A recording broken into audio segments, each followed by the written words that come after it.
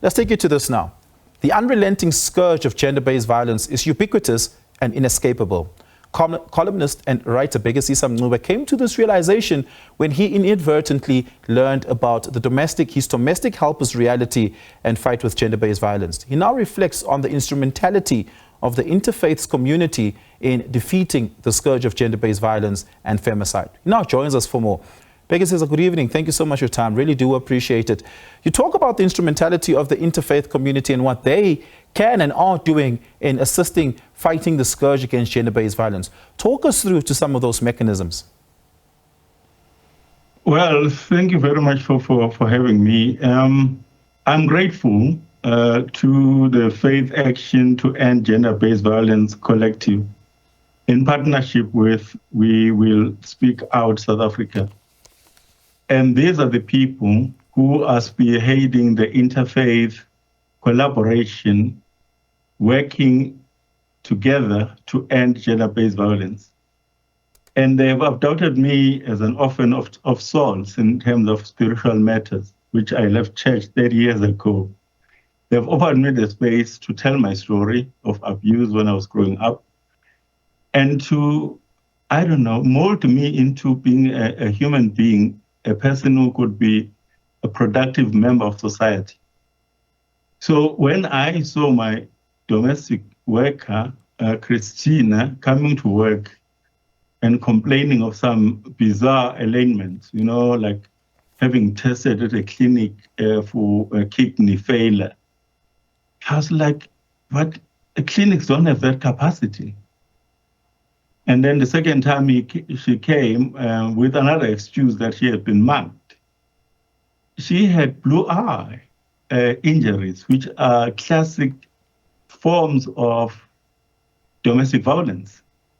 That was a turning point for me. So I sat down with my wife and said, no, we have to do something. We are activists by nature. And I sat her down. I remember the fear in her eyes was that she was going to be fired, And so I had to assure her that we want to get to the bottom of her problems. I explained to her that the stories were not adding up, as it were. And she opened up to me that she had been abused by the boyfriend for the longest of time. It wasn't like the first year that it had happened. She had opened 2 cases that I saw the case numbers, and she had 2 protection orders against the same man who continuously was allowed to live in the same house with her in spite of the protection orders. I found that totally bizarre and unacceptable that you allow the perpetrator and the victim, because she was not even a survivor at the point, to live in the same house, and the local police just did nothing. That's what brought me into action.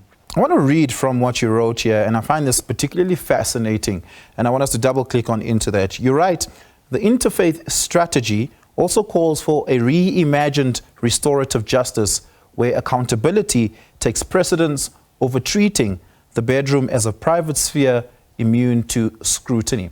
What do you mean by that? And of course, that happens in the context of intimate partner violence, as in the case of your helper whose boyfriend is the perpetrator here. You say the bedroom should not be immune to scrutiny. Talk us through what you mean by that conceptually. Well, it's actually quite simple. I know I put it in some university jargon, but the reality of the situation is that 80% of South Africans, when they were interviewed numerous times by the Stats SA in terms of their religious affiliations, 80% of South Africans identify that they belong to some religion of sorts. So we're a very religious country. Forget about the denominations, different types of churches, but we are predominantly a religious country. So what happens? The first point of call when we have trouble is to seek pastoral care. You go to your pastor. I'm using pastor loosely, but in the Jewish community is a different name. In the Islam community is a different name. But you go to your pastor and explain your problem.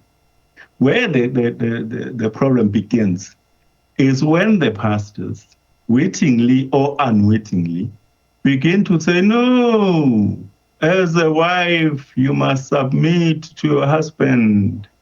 You must begazela. You must suck it up. In a marriage, is all founded on a woman's sacrifices. You know, you can't have a partnership where only one person sacrifices and the other one is a metaphorical head of household. What kind of a man is a head of household and beats, maim, kill, rape their partner, and we still afford them the title head of the household? So the bedroom can no longer be regarded as a private sphere. It is a public sphere because it has got public consequences for the people who are abused behind the four walls, where we do not know, we don't hear the screams sometimes. If we hear the screams, we think they're coming in the other house, not the house where it is exactly happening. Sometimes if we hear and we know where it's coming from, you know, my neighbor is a member of the South African National Defence Force. Do you think if I hear a noise in that house, I'll pick up a phone and phone the police? And what if he becomes aware that I phone the police, a member of the army? You know, people who carry guns. So it's not an easy task, but what the point of the interfaith gender-based violence prevention and mitigation strategy is that they are the first sector, the interfaith sector, to actually have a sector strategy that supports the government overarching strategy to end gender-based violence. Yeah. So at some point, we'll talk more extensively around how we convert people from being passive bystanders to active good Samaritans in intervening in such instances as you outlined there. But unfortunately, we are out of time, desperately so. Thank you so much for your time, Bhekisisa Mncube. Really do appreciate it. And that brings me to the end of my time here on the Sunday edition of The Full View. Thank you so much for being with us. Of course, at the top of the hour, Blaine Herman will be bringing you the latest installment of It's Topical, and I'll be back with you at 8 p.m. taking a look at economic transformation over the last 30 years of our democracy on tonight's installment of Democracy 30. My name is Oliver Dixon. Thank you so much for your time. Zai Khan is up next with your sports.